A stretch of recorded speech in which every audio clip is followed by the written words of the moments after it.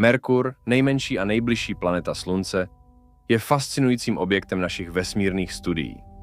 Tato planeta, která se nachází mezi Sluncem a Venuší, skrývá mnohé tajemství a unikátní vlastnosti, které ji činí výjimečnou. V tomto článku se podíváme na některé z nejzajímavějších faktů o Merkuru, které vás jistě zaujmou. 1. Nejmenší planeta sluneční soustavy Merkur je nejmenší planetou sluneční soustavy s průměrem přibližně 4880 km. Pro srovnání je to jen o něco větší než náš Měsíc, který má průměr 3474 km. Tato malá velikost je jedním z důvodů, proč je Merkur často opomíjen v diskuzích o planetách, přestože má mnoho unikátních vlastností. 2. Extrémní teplotní rozdíly.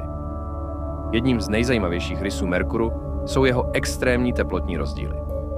Na povrchu planety se teploty mohou pohybovat od minus 173 stupňů Celsia v noci až po 427 stupňů Celsia během dne.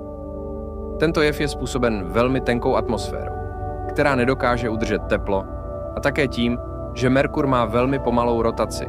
Jeden den na Merkuru trvá přibližně 176 pozemských dní. Třetí krátký oběh kolem Slunce Merkur obíhá kolem Slunce za pouhých 88 pozemských dní, což z něj činí nejrychlejší planetu v naší sluneční soustavě. Tato rychlost je výsledkem jeho blízkosti ke Slunci, což znamená, že gravitační síla Slunce na Merkuru je mnohem silnější než na ostatní planety. Čtvrtá neuvěřitelná gravitace na Merkuru je přibližně 38% gravitace na Zemi. To znamená, že pokud byste vážili 100 kg na Zemi, na Merkuru byste vážili jen 38 kg. Tento jev má za následek, že byste se na Merkuru cítili mnohem lehčí, což by mohlo mít zajímavé důsledky pro případné astronauty v budoucnu.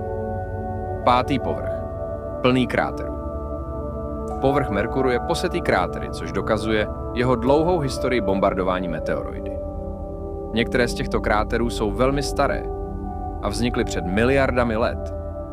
Největší kráter, známý jako Caloris Basin, má průměr přibližně 1550 km a vznikl při srážce s velkým tělesem. 6. absence atmosféry Merkur má velmi slabou atmosféru, která se skládá převážně z kyslíku, sodíku, vodíku, helia a draslíku. Tato tenká atmosféra není schopna zadržovat teplo, což přispívá k extrémním teplotním rozdílům. Absence atmosféry také znamená, že na Merkuru nejsou žádné povětrnostní jevy jako na Zemi, což z něj činí velmi klidné místo.